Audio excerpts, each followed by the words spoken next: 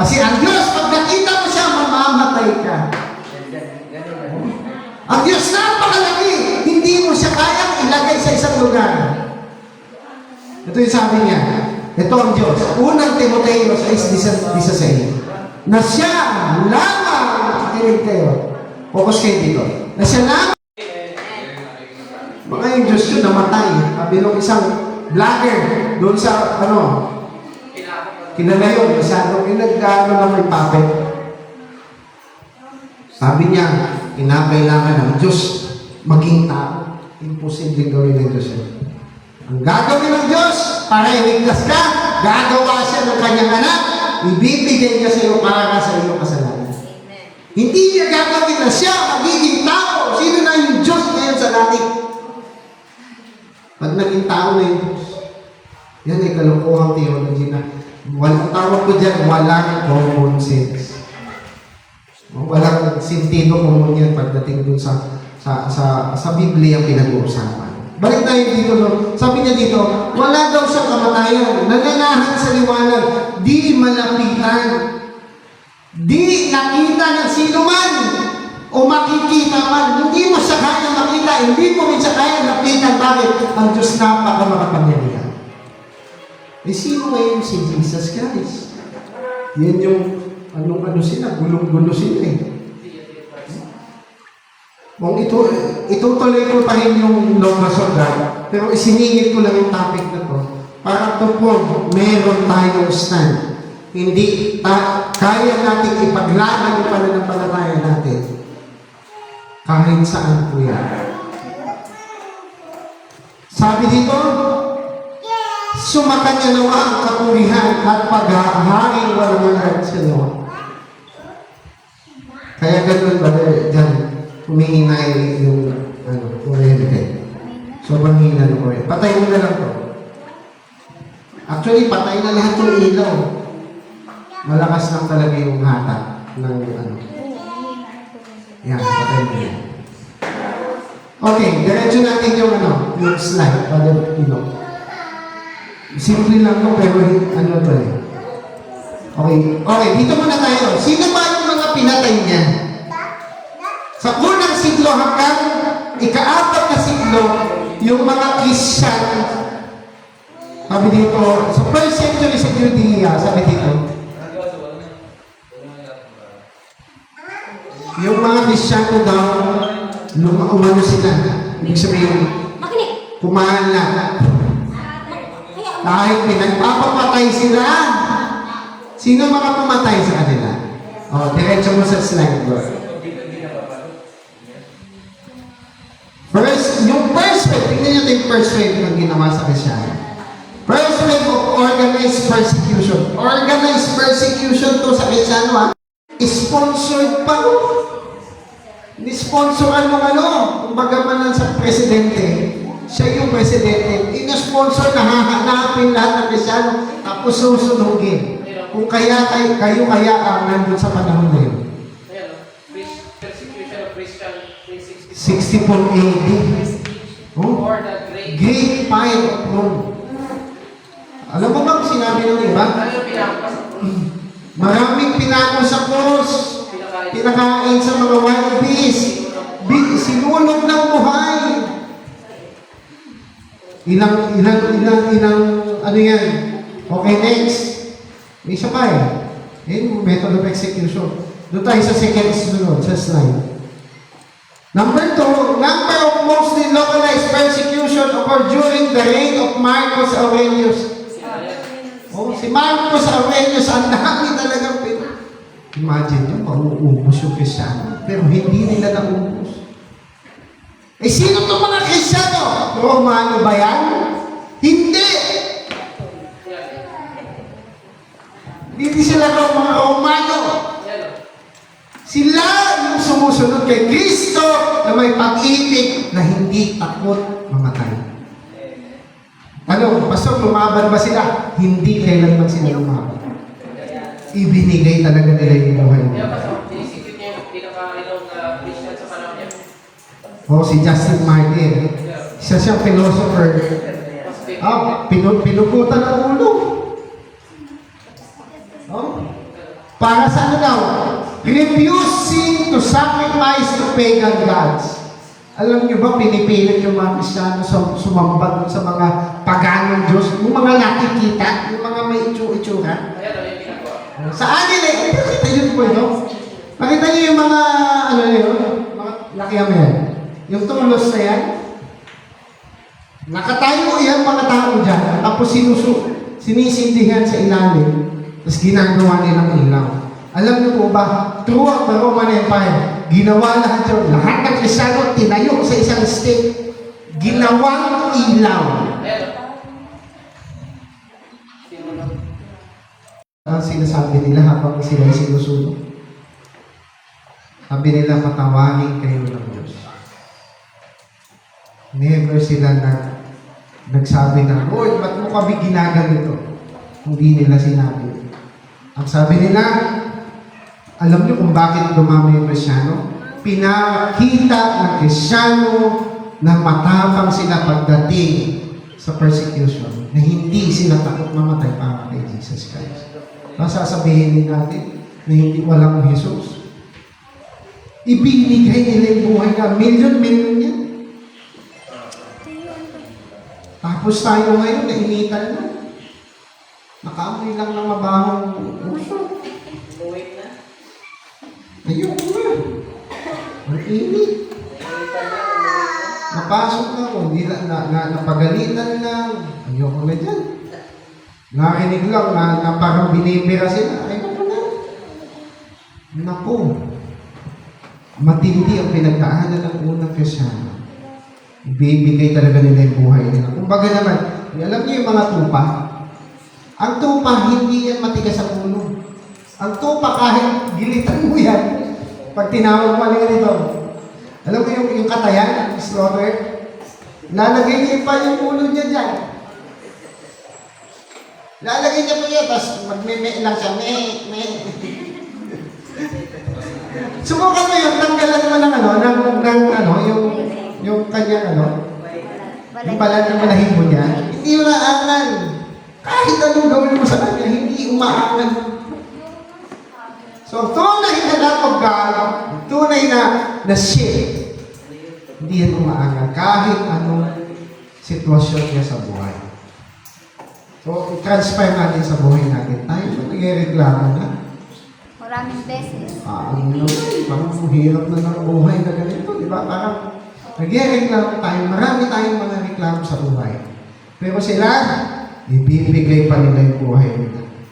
Hindi sila takot. Nagtago man sila sa iba. Pag nahuli sila, wala na, tuloy. Alam mo, sabi nila, nagamit si Nero, mas lalong dumami yung Kristiyano pagkatapos ng sinulog niya. Pagdating sa pangatlo, yung second wave, kay Marcos Aurelius, matitinding yung mga emperador to. Number 3. Yung number 3, yung persecution resume po under Decius. Tingnan mo, hanggang 300 taon, 300 years, tuloy-tuloy yung pagpatay sa Kristiyano. Pang-apat, si D. Ano daw sila? By forcing pagan practices upon the Christian community. Gusto nilang pag-practicein. Kaya tingnan mo na kung bakit may mga ganyan-ganyan. May antanda, sakit sa ulo, sa tiyan, sa ikan. Wala. Amen. Yan pala yun, sa ulo, sa tiyan. Si Emperor Decius. Napaka-systematic ng kanyang pagpa-persecute sa mga Kristiyano. No? Yung pala yun, sakit sa ulo. Saan? Yung ginagawa, yung lahat ng citizens, sinasakripisyo nila sa kanilang Diyos. Grabe. Ibig sabihin mo, pag na-imagine ko kung nandun ako sa panahon na yun, siguro, wala na silang ginawa kundi ang hulihin yung mga Kristiyano, ipakain sa leon, pahabol sa mga wild beasts, ipahila sa kabayo. Lahat na gagawin nila para mamatay yung mga Kristiyano sa panahon na yun. Diretso natin yung sa slide ko. Sa panglima, another way of persecution, Valerian. Kilala niyo yung Valerian, pero Valerian yan. He was captured, taken prisoner by sa Saracen Empire under the battle. Nakuha daw si Valerian, no? During the Battle of Edessa, Roman-Persian War, under his successor, Gallienus. Ano sabi dito? Ito yung matindi, no? Ano sabi, Madrino? Na yung Kristyano, kailangan daw mag-practice ng pagano. No? Yung pagsamba daw nila, some recognizing Christianity as religion with the legal status. Yung Kristyanismo daw, pinagmamahawal talaga. Mamaya, malalaman mo, kaya nagsimula yung Roman Catholic Church. Hindi si Kristo ang nagtayo niyan. Nasasabihin nila, si Pedro ang unang papa sa Roma. Hindi nga nakarating sa Roma si Pedro. Oh. Ewan ko sa kanila. O diretso natin yung slide. Ayan, ito, yung kay Emperor Diocletian. Isa to sa pinakamatindi. Ilan? Alam nyo ko, pag chinek nyo sa internet, ilan ang pinatay nila? Makikita nyo. Ano sabi dito? Which was the final and the most severe way of persecution of Christian by Roman state. Bakit galit na galit sila sa Kristyano? Ito yung tanong. Bakit? The Great Persecution. That is 300 AD. Smyrna in Pergamo ate. Yes po. Smyrna to Pergamo na yan. Yung pakita mo nga mo yung church. Nasa church needs. Maganda yung kanina yung thumbnail ni Nika na binigay sa atin. Sa Facebook ko, makikita mo. Nandiyan ba yun? Type mo na Facebook. Makikita mo sa akin. Oo. Nandun sa Kogyo End-Time Series. So mga kapatid, ang pinag-uusapan natin, 7 harlots. The mother of harlots. Eh, sino yung mga anak kaya? Mamaya na. Diretso muna natin slide. Pakita lang natin. Okay, diretso na natin. Yun, marami yan ha. Tingnan niyo po ito. Roman religion at the beginning of Roman Empire was polytheistic and local. Ano yung polytheistic? Ano sa Tagalog yung polytheistic? Maraming Diyos. Oh. Pagka mono, isa. Pag poly, marami. No? So, hindi pala biblical yung kanilang hinahawakan. Kaya tingnan nyo, pansinin nyo. Kaya yung Trinity doctrine, inadapt nila, inaayos-ayos nila. Sister Monica, sabihin mo sa kanila, yung Trinity doctrine, hindi yun sa Diyos. No? Pipilitin pa kayo. Yung Trinity, heretic daw si Pastor. Sabi ni Pastora. Hindi mo nga mabasa nasa yung Trinity sa Bible eh. So, basahin mo nga yun sa Biblia. Huh? Nandito yan sa Pergamo, Smyrna and Pergamo. Ito yung panahon ng persecution na. Alam niyo po bakit Leon? Galit sila, lumalaban sila sa pamamagitan ng salita ng Diyos. Hindi sila lumalaban sa pamamagitan ng yung saksakan, barilan, yung nakikipag-away, hindi. Nakikipaglaban sila at binibigay nila yung buhay nila. Kaya mas lalong dumami ang Kristyano, hindi sila napigilan ng kaaway. Oh. Okay, next natin yung sa slide. Ang ganda din yan. Next natin. Roman Catholic Church was not called Roman Catholic Church yet until Constantine the Great. Yung pangalan na yan, na Roman Catholic Church, yan ay inimbento ni Constantine the Great.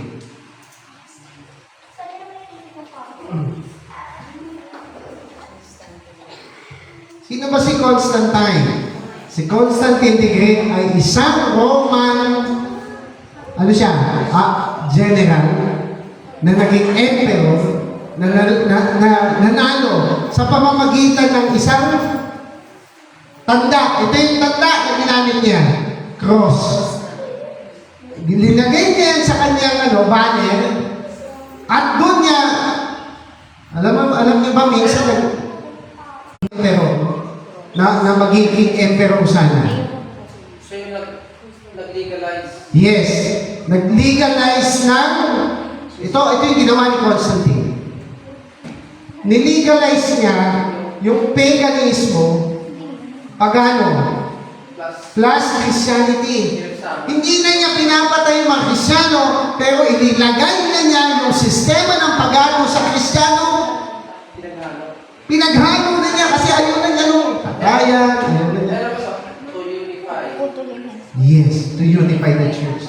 At alam niyo po ba, bakit niya ginawa yun? Kasi the more na pinapatay nila ng Kristiyano, the more na dumadami yung Kristiyano.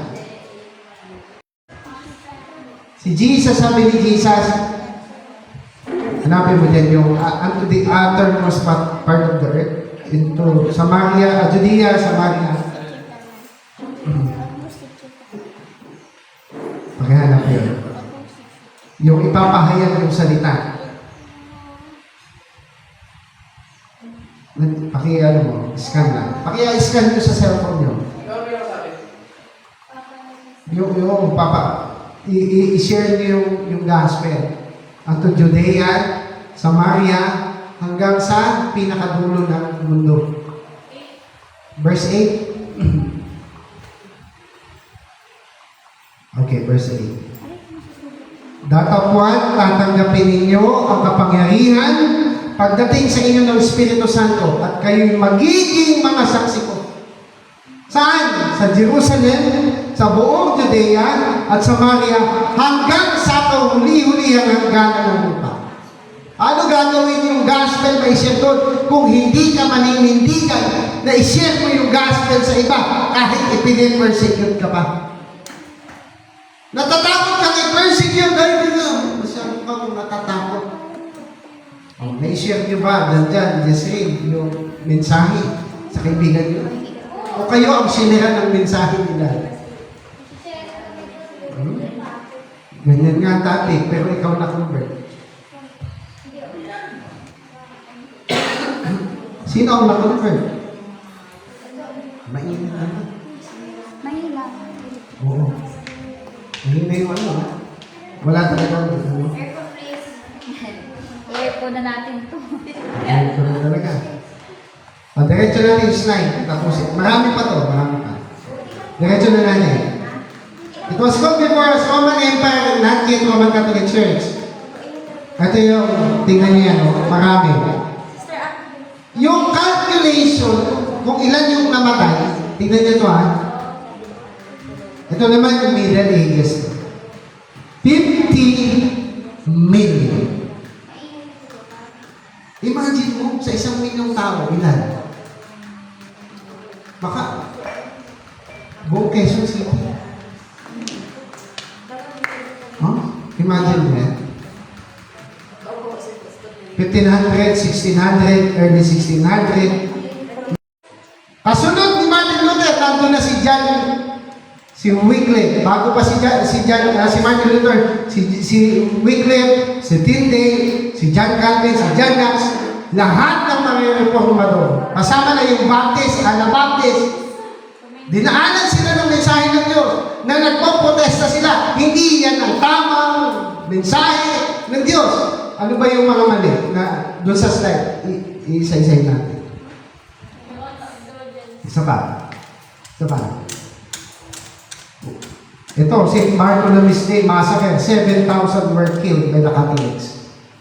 Sila yung pumapatay. Ha? Isa pa dyan, yung Jesuit.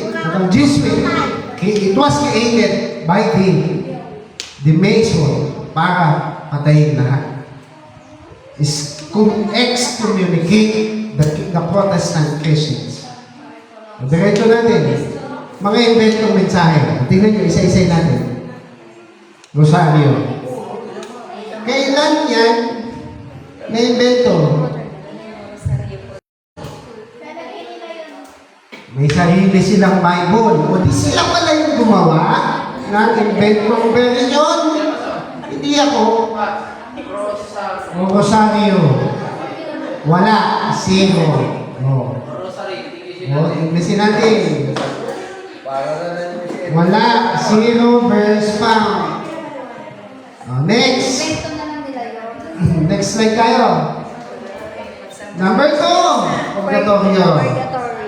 Kahit masama at hindi naniniwala sa Diyos yung pamilya mo, pagka binayaran mo, maliligtas. Sinungaling. Nasa purgatorio Ganyan pa sinabi ng Bible. Kung sino man ang sumampalataya, siya ang maliligtas. Ay paano kung hindi sumampalataya at binayaran mo lang sa ng indulhensya? Eh, bakit pa tayo Oh, ba't kailangan mo pa si Kristo? Kailangan babayaran mo lang pala. Oo, kailangan pa Hindi mo na pala kailangan si Kristo. Oras ng nobina. Parang nangyari niyan, walang kwenta yung kamatayan ni Kristo. Walang kwenta sa kanila ang kamatayan ni Kristo kasi ang kailangan nila, bayaran lang yung kaligtasan. Wala. Nonsense. Oh, nonsense. Next, pagsamba sa Diyos Diyos at obvious to. Alam niyo ba obvious na obvious yan? Santo. Sabi niya manila sa akin, bakit? Diyos Diyos at pa si Santo, si Saint Ferdinand. Alam niyo ba may Santong Ferdinand? Talaga tinatouch yun. Si Saint Ferdinand. Sa Europe. Ano ba? Pag-aantanda. Kailan niya meron yan sa slide mo. Tingnan mo. Sa ulo. Ito muna. Yung Rosario. Sinabi ng Biblia, huwag manalangin ng paulo. Di ba sabi doon? Matthew 6 verse 7. Ang sabi At sa panalangin ninyo, huwag ninyong gamitin ang walang kabulong paulit-ulit. Gaya ng ginagawa ng mga hindi naniniwala sa Panginoon. unawaan na natin. Okay, diretso natin. Number 2. Ang purgatorio ay wala sa Biblia.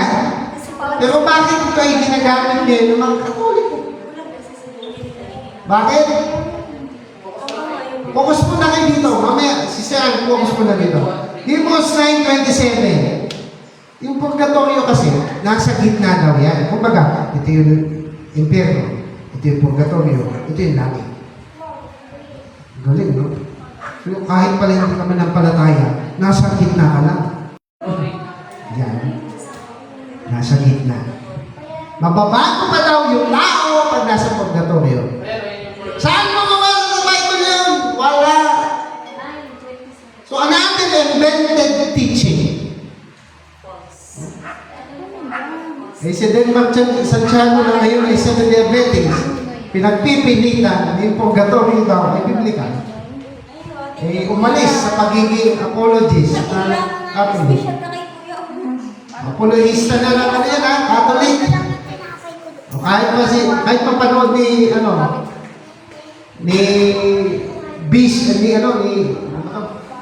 ni Alvin Quitamundo, ni Melchor Manalili, ng mga sikat na mga debatista na Katoliko. Sikat na, Ang mga kaibigan ko sila eh. Mga sinako na sila, naisako na ni Pastor Tony. galing na yun. Next, ano ba yung purgatorio? Ano ba ito? Pakibasa nyo ha? Pakibasa, Sister Beverly. Ano ba yung purgatorio? Ano ang purgatorio? Ang purgatorio ay isang kalagayan ng proseso ng paglilinis para sa mga kaluluwa ng mga namatay. Ayon sa Wikipedia, ito ay estado kung saan hinahanda ang mga kaluluwa na magsasalaw na karapat-dapat bago makapasok sa langit. Sabi ng Wikipedia, ito daw estado kung saan inihanda ang mga kaluluwa na maging ganap na karapat-dapat bago makapasok sa langit. Kumbaga naman, pag namatay ka ng masama, tapos hindi rin kaligtas, bago ka pumasok ng langit, malilinis ka. So lahat pala, ligtas, universalism na. Okay lang din yan. Sabi niya, ano daw yun? Proseso daw yan, nalilinisin pa yung kaluluwa pag patay na. Dahil mababasa sa Bible yun. Hebrews 9:27. Yun ba ang pagkasabi ng Bible?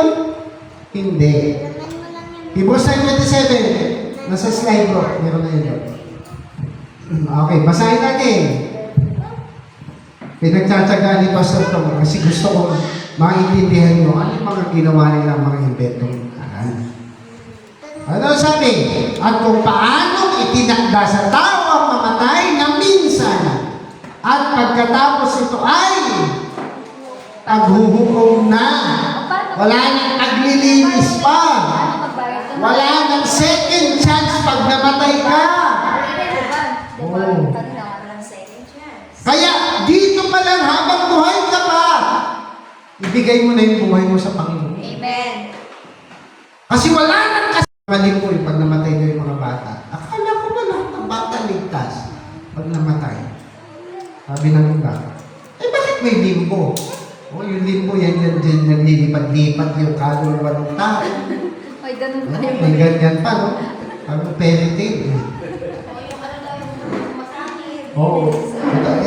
Doon naman sa mga sumasangit, yan naman yung mga masasamang espiritu. Tawag ng Bible dyan, familiar spirit. Sa Bible ba, may mababasa na bawal sumangguni sa mga patay? Bakit pinapanalangin mo yung patay? Oo. Sino yung nananalangin sa patay pag mahal na araw? Kapag pesta ng patay. Pinapanalangin mo na sana maligtas po yung patay na pamilya ko. Sinabi pang bantayan mo kami. Sabi bantayan mo kami. Sabi sa kanila, sabi nung mga nagpe-pray na buhay, bantayan mo kami. Ay, naku, nakakatakot yun. Yung bantayan ako ng patay. Kasi namatay. Paano yung mga namatay na hindi nagsisi? Ito, tingnan niyo po ito. Encantador ng mga ahas. Encantador. Nakikipagsanggunian sa mga masasamang espiritu. Mahiko o sumasangguni sa mga patay. Bawal yun sa Bible. Sapagkat sino mang gumawa ng mga bagay nito ay karumalduman sa Panginoon at dahil sa mga karumalduman na ito, pinalalaya sila ng Panginoon mong Diyos sa harapan. Ayaw pala ng Diyos. Kaya huwag kayong mag-pray sa patay. Sino dapat na ipag-pray? Yung buhay. Yung patay nga ang nagpe-pray sa buhay. Sabi niya, ang mga Abraham, pwede mo ba isuko sila sa mga kapatid ko? Bakit? Kasi ayaw kong mapunta sila dito sa akin. Luke 16. Kung alam niyo po lang yung mga ginawa nilang invento. Diretso natin muna yun. Doon sa mga invento. Next. Pagsamba sa Diyos-Diyosan. Ito yung verse na to. Tingnan nyo Exodus 20, verse 4. Ay, naglalangan ang unang 210 utos sa Diyos, pinagbabawal nito ang pagsamba sa Diyos at paggawa ng Diyos-Diyosan. Narito ang version muna sa magandang balita ng Biblia. Ito yung version na gusto nila. Ito yung ginawa ng version ng Katoliko. Pastor, ano naman yung King James Version? Yung King James, hindi ito gawa ng Katoliko. Version ng Bible nila. Di ba mas nauna yung Geneva?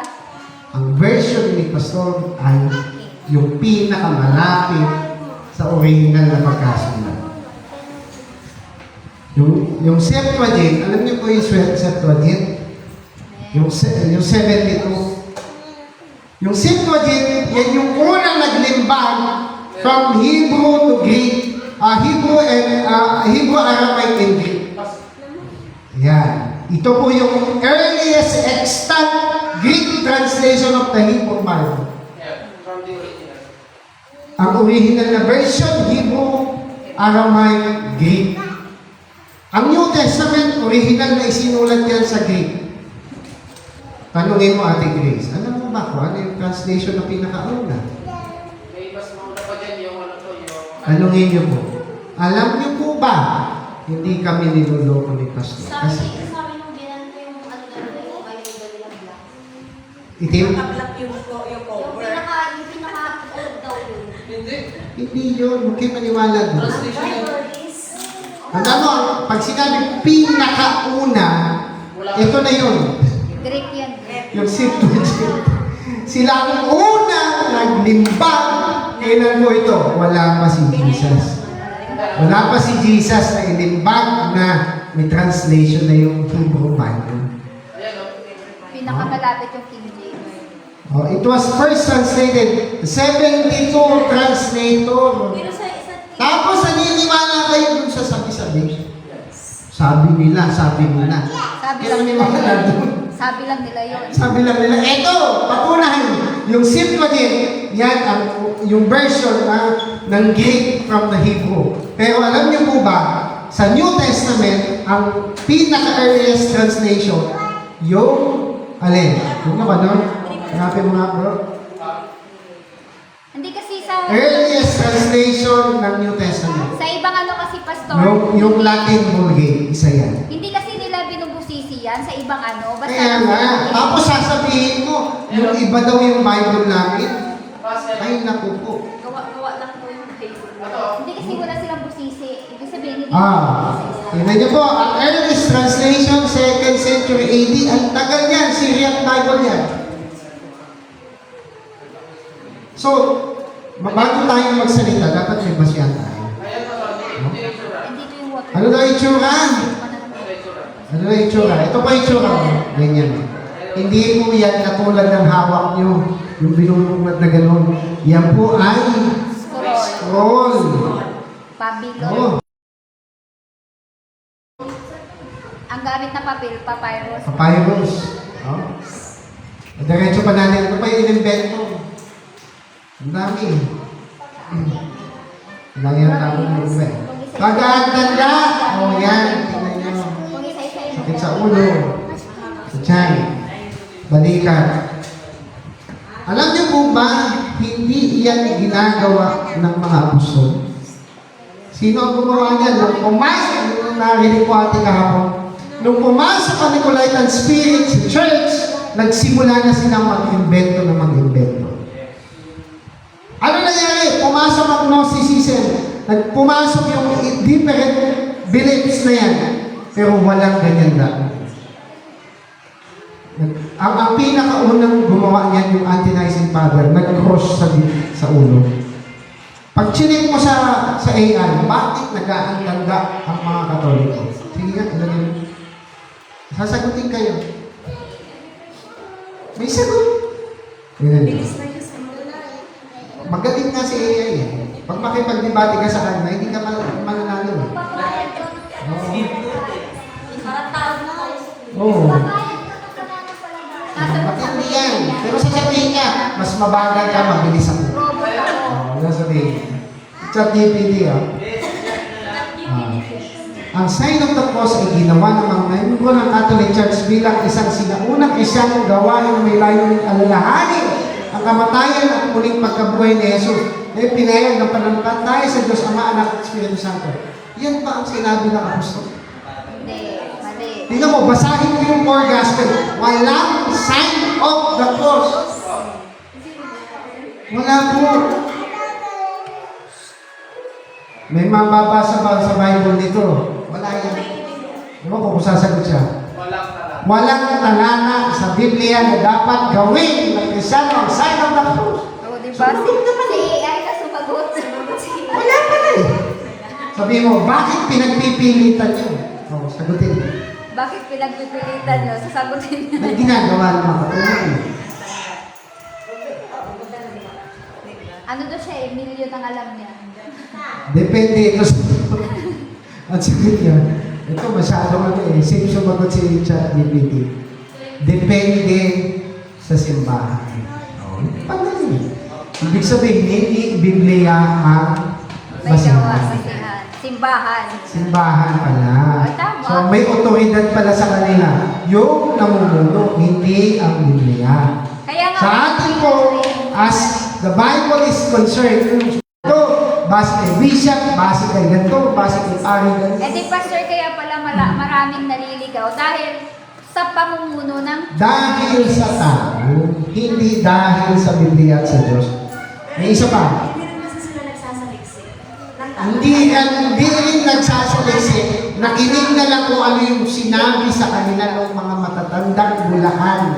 Kaya parang naging Naging kasanayan na lang. Tapos kala mo, yun yung pinakamagandang, yun yung pinakatamang impormasyon. Ang daming nalulong dyan. Kasi banal, di ba? Oo. Kaya mo, pagsamba kay Maria. At sinasamba si Maria. Hindi naman Diyos. Alam niyo po ba, si Maria sa Catechism ng Catholic, sa CCC, Mariology. Mariology, sa Katekismo, siya ang reyna ng langit. Pabihira yan.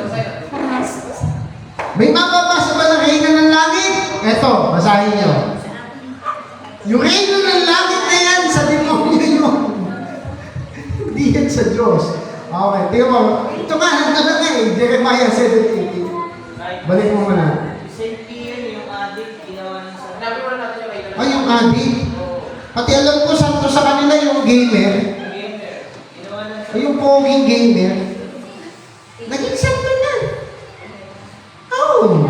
Namatay na lang. Tapos ginawang santo. Oo.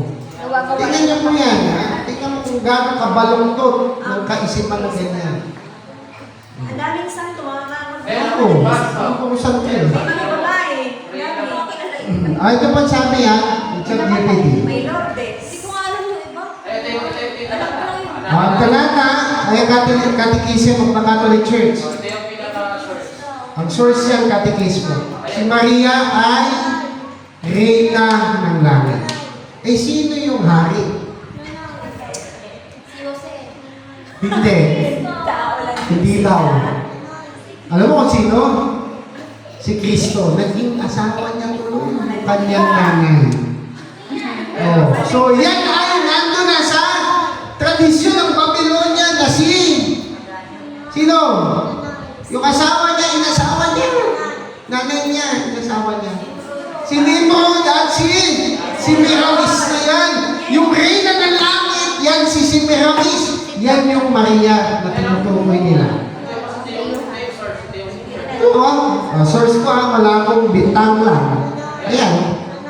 Meron ako niyan, Catechism ng Catholic Church. Binigyan kasi ako niyan.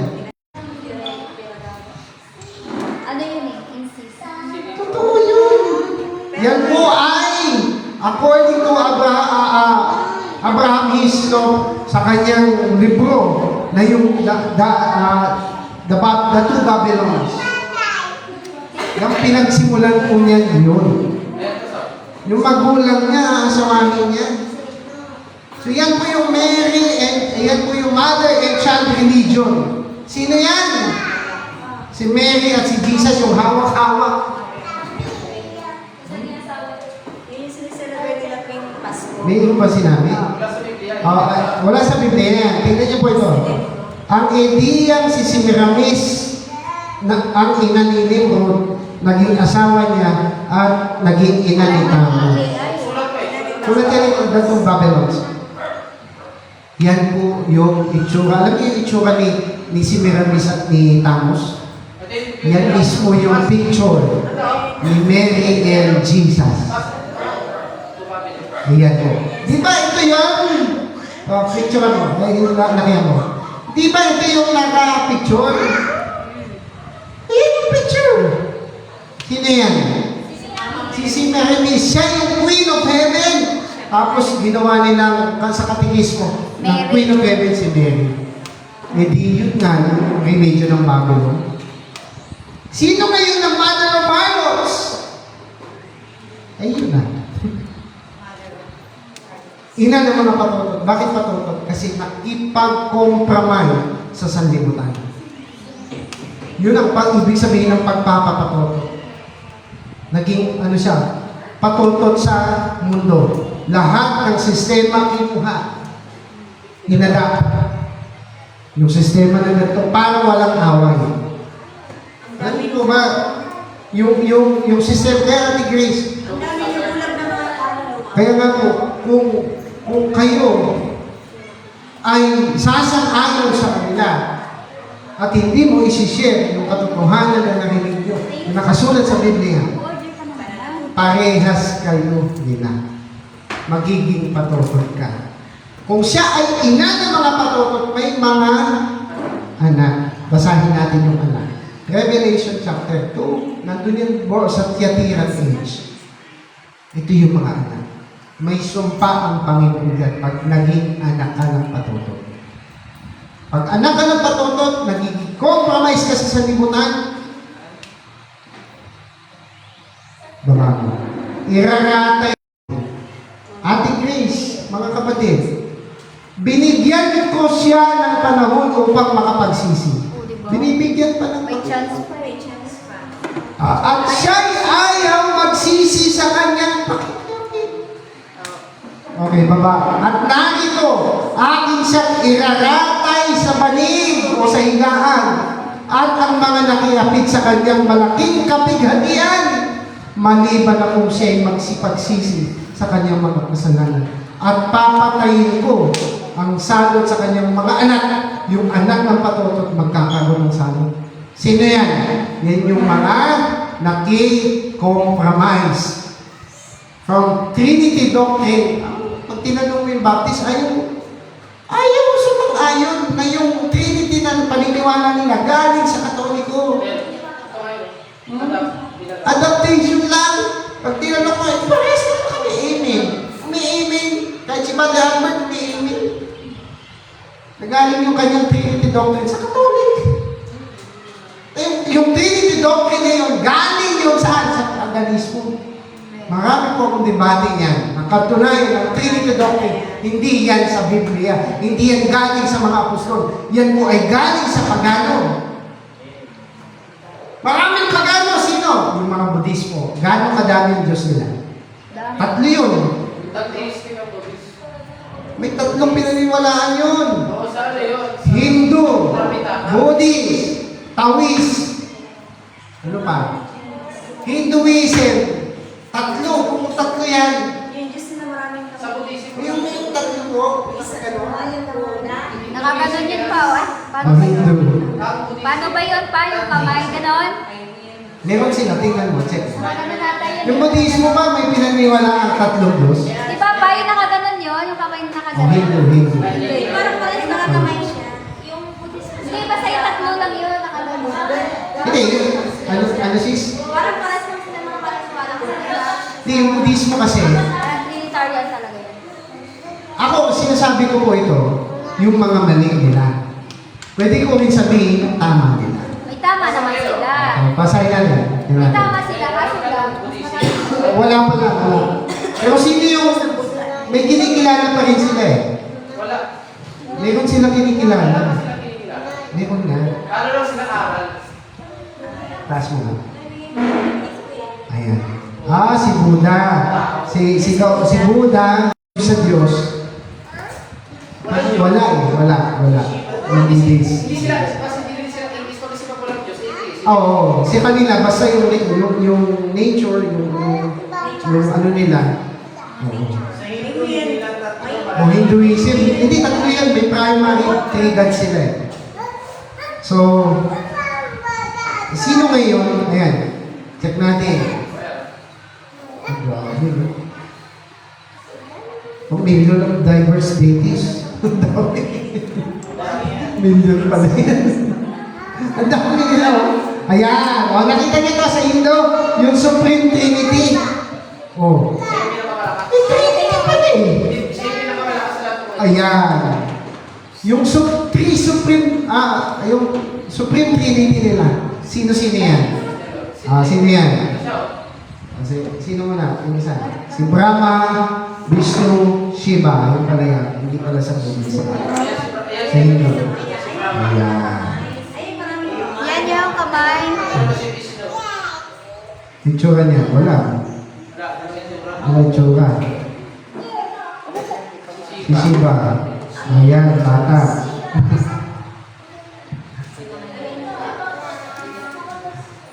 Ito naman yung goddess. Biro na may babaeng Diyos din sila. Ano? Shakti. Female God nila. Sura. Hindi nagsasabi. Parang, awig na humigil dun sa Roman Empire na ano, may Diyos sila. Alam niyo sa Roman Empire, sa Greek religion, sino-sino yung sa Greek religion? Andiyan si Aphrodite. Andiyan sino ba? Magbigay nga kayo. Hello. Si Hercules. Ito ba ako? Mayroong goddess eh. So, yan. Yan. Ito yung pinaka-famous. Yung fellow Olympians. Yan yung pinaka-famous sa mga Olympians. So, yan. Ayan. Alam mo. Alam mo na lang. Kaya kabila virus pa eh. Hindi yan mababayos. Kahit anong gawin. Oh, yan. Si Demeter, si Hades. Ano mo, Diyos nila yung Hades. Oh. Si Hermes. Si Hermes yung matalino. Hindi ko kilala yan. Si Hera. Si Kilala Hestia. yan.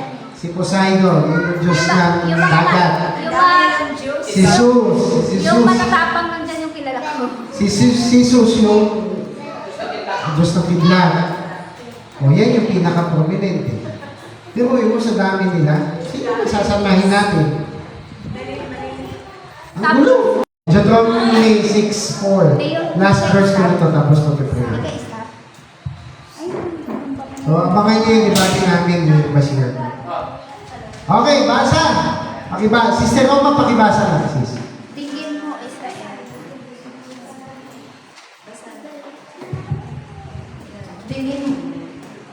Tingin mo, O Israel, ang Panginoon nating Diyos ay isang Panginoon. Ilan daw? Marami? Isa lang. Basa pa. Ephesians 6:4. Hindi yan, 4:6. Basa pa, Sister Roma. Malinaw na malinaw. Basa. Sa isang Diyos na Ama ng lahat na siyang sumasa ibabaw sa lahat at sumasa lahat at nasa lahat. Sino daw? Ilan? Isang Diyos. Isang Diyos at Ama ng lahat. O, isa lang talaga. Bakit ang Isa pa. Unang Timoteo 2:5. Basa, sis. Ikaw pa ulit.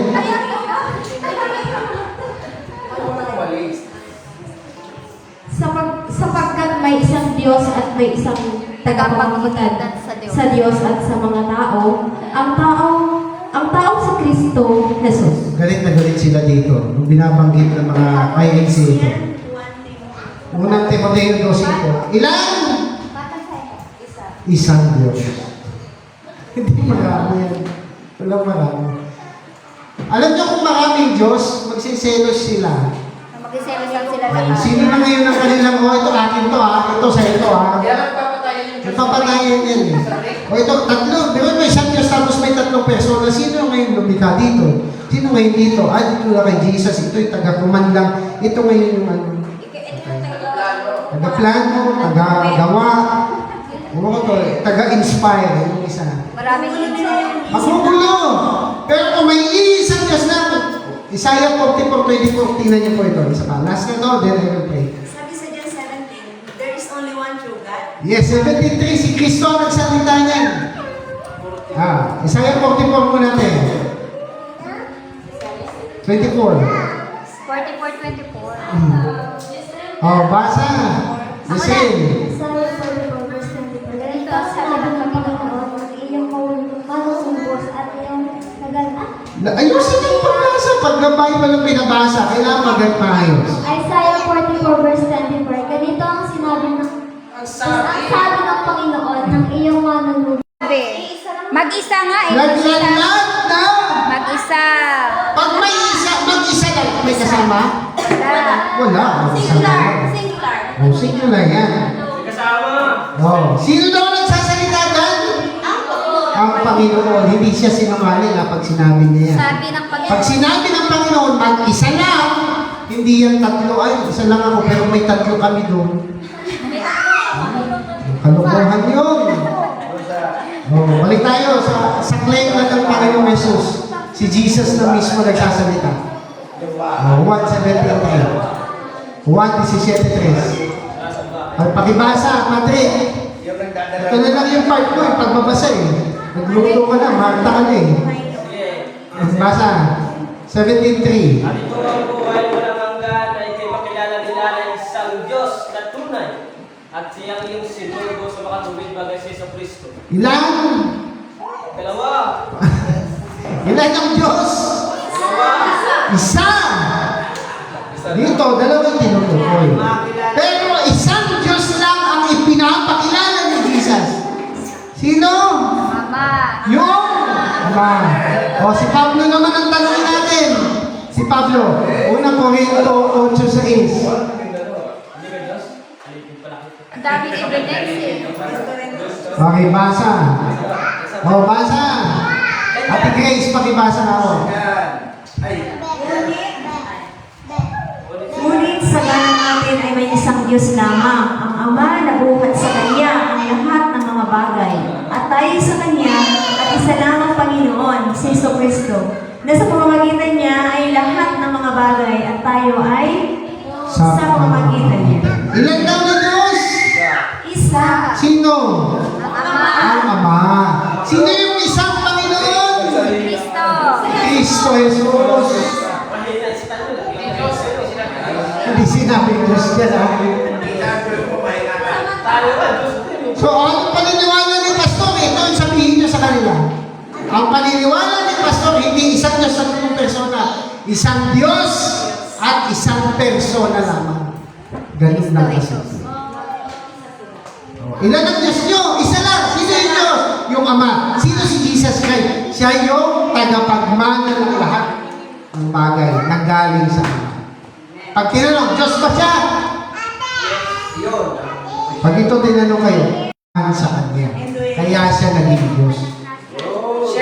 Shared deity. Kaya pag ikaw ay tinahanan ng Diyos, anong sabi ni Kristo? Ayoy! Naging Diyos.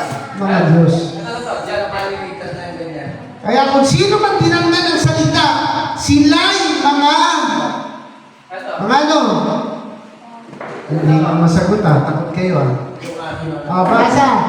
Samantha. Samantha, basa. Hindi pwede sa liba. Kayo. Basa ka. Yan.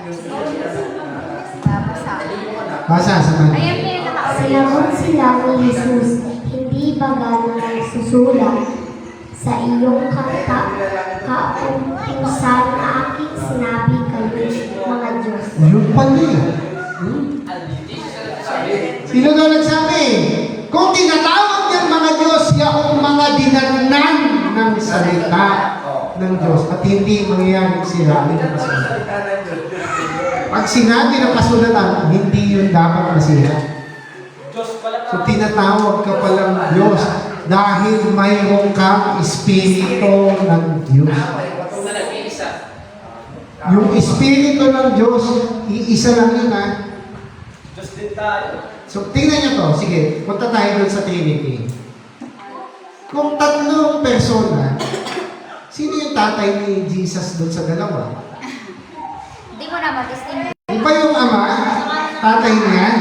Sabi ng Matthew 1:18, ama din siya, ang tatay niya, yung Espiritu Santo. Ito, yung Anak, sa pamamagitan na Inglesin mo. Inglesin mo.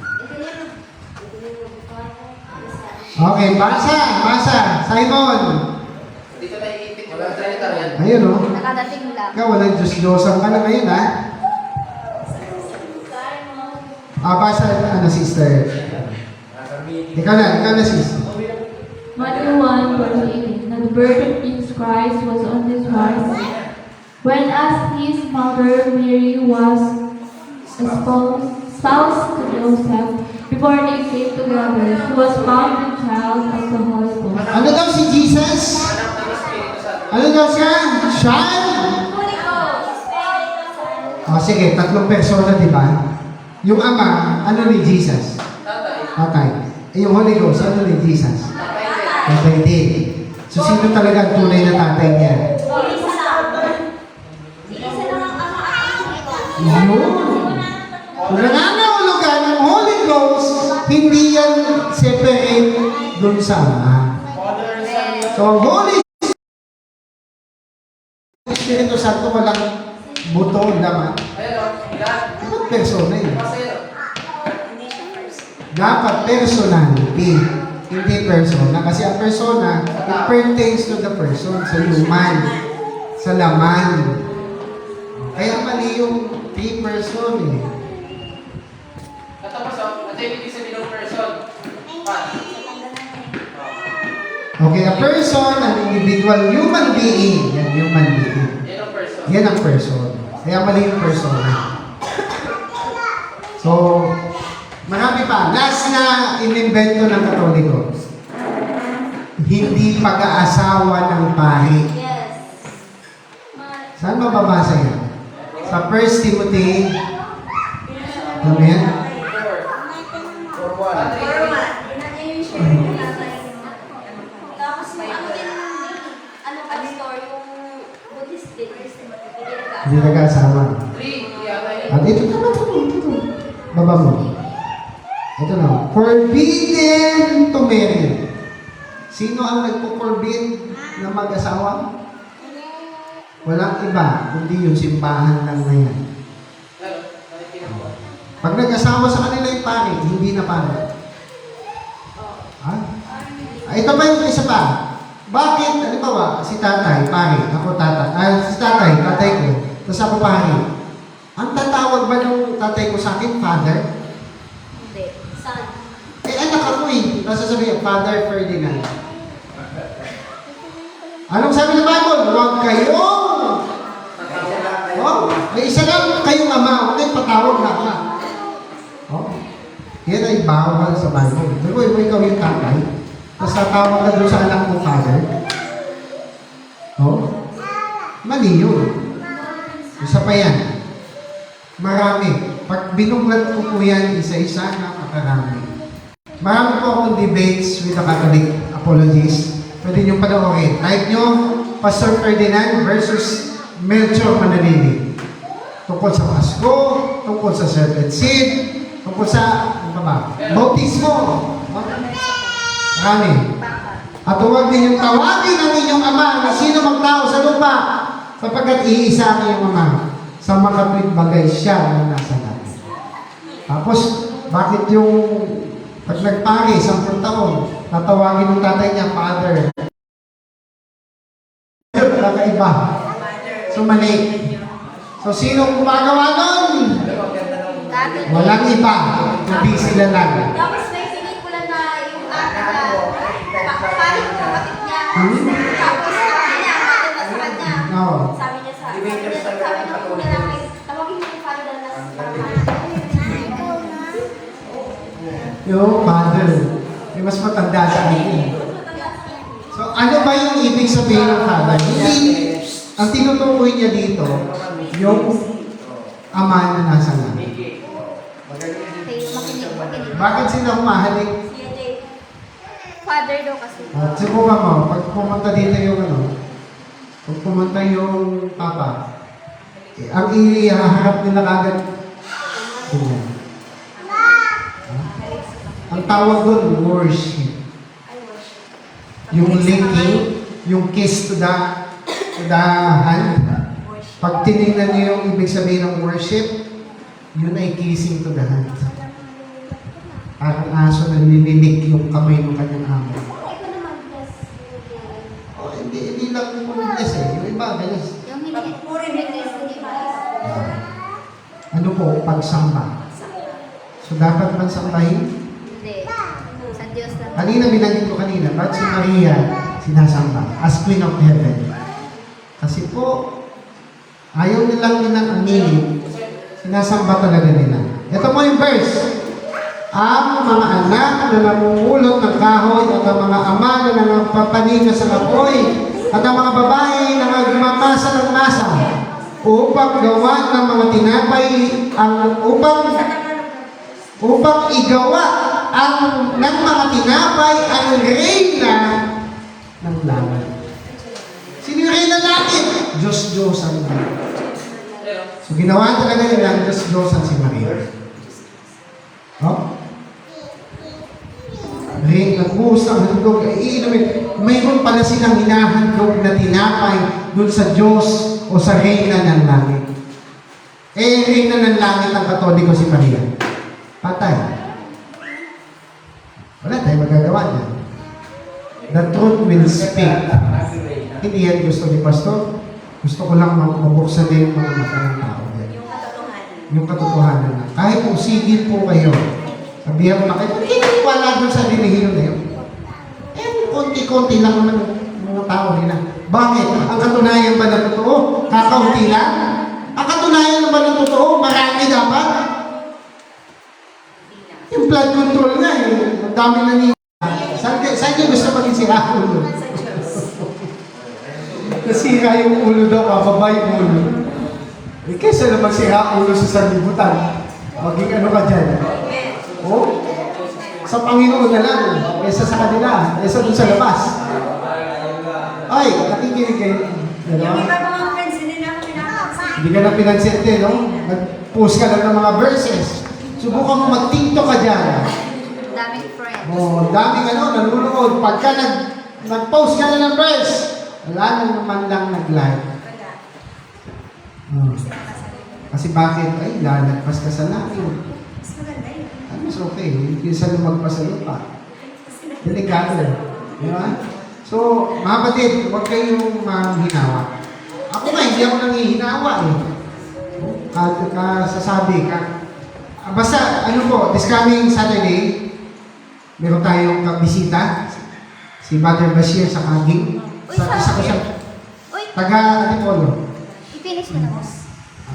Isa,